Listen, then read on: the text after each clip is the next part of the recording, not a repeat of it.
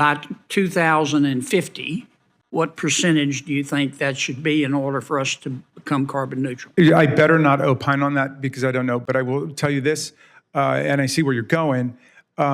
This is a tremendous challenge, maybe the greatest challenge of our lifetimes, and I think it... I understand. I'm sorry. Just give me a little bit of time here. Yeah.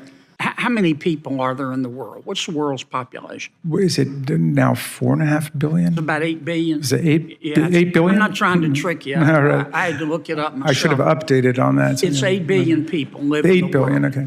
4 billion people depend on fertilizer made by natural gas to eat. If we didn't have natural gas, 4 billion people would starve to death. What do we do about that? So that is, fuels. I mean, that's precisely the challenge that we need to be confronting. And from New Mexico, Are you familiar with what's called a boreal forest? No, only in those forests in the northernmost part of the world, just below the Arctic, in North America, in Eurasia. Millions of acres burn there naturally every year.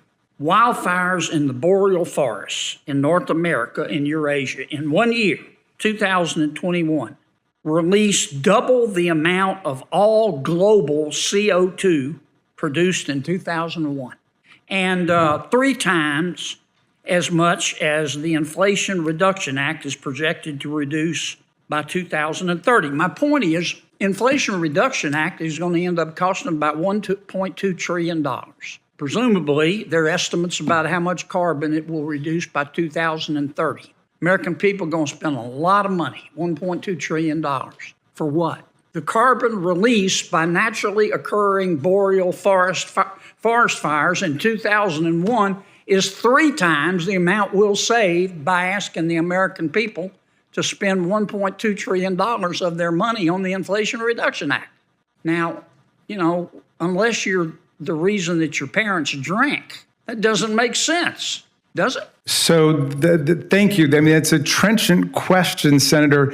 I think it's a bit of a distraction from the real issue because we take for granted... These are peer-reviewed studies, Congressman. Oh, no, but the peer-reviewed studies show... exist, I promise you. Oh, no, but I'm not doubting the science for 1 minute. I'm saying let's take the science for granted. Let's take nature for granted, industrial livestock practices. My point is, I'm going way over. This is my last question. Yeah. We spend all this money. Okay, it's going to cost America about $1 trillion a year to make us carbon neutral by 2050. Yes. We don't lower world temperatures a scintilla of a degree if you look at the boreal forest fires. So what do we do? Oh, I got you. But would you dispute that it would be far worse if we do nothing? In other words, if we stay on the path that big oil would have us stay on, are you denying that we would be in a situation where the Earth's temperature goes up?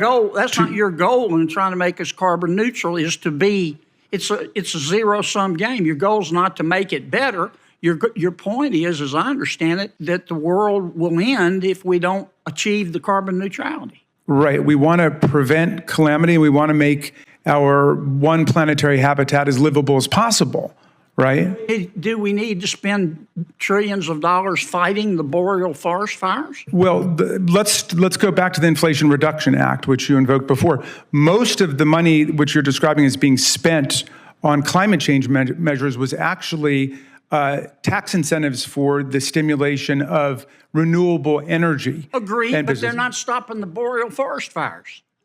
I mean, we spend all this money and we reduce carbon, and the boreal forest fires just spit out 3 times the amount of carbon. All right, do you? What's the point? I would love to read a peer-reviewed study on that. I mean, if we need a boreal forest... Economist magazine, they talk about it all the time. All right, I will check that out. But, I mean, is the suggestion that we need a boreal forest fire department? I'm asking you. I mean, well, what y'all's position is, I get it. Nobody's perfect. Oil and gas is bad, and they're destroying the world. Let's get rid of them. Yeah. Okay, if we do that, that's going to cost a lot? If we do that, is the world going to be okay?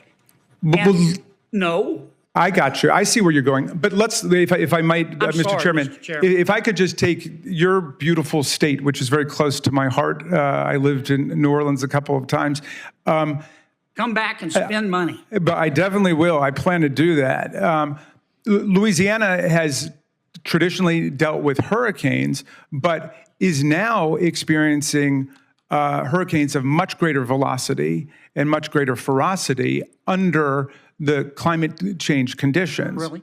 Well, then again, then perhaps the science that I've been seeing is The damages are higher because Louisiana's wealthier and there's more to destroy. But if you look at the studies on the intensity, they're about the same. All right, but Kennedy, Senator Kane is waiting to proceed if you don't We mind. were just If having a wrap good up. talk. I No, and know you are. I'm enjoying this, you actually. are. I'm not I complaining. appreciate it. I'm sorry, Timmy. I'm sorry. Thank you, Congressman.